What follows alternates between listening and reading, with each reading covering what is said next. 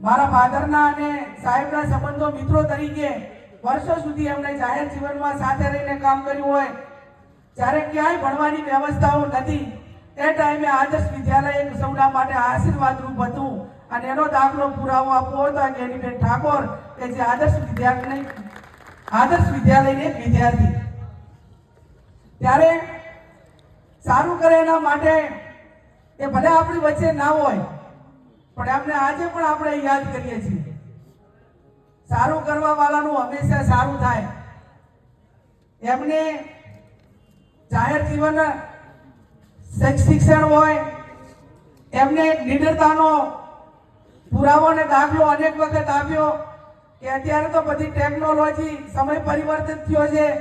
પણ જ્યારે 30 કે 35 વર્ષ પહેલા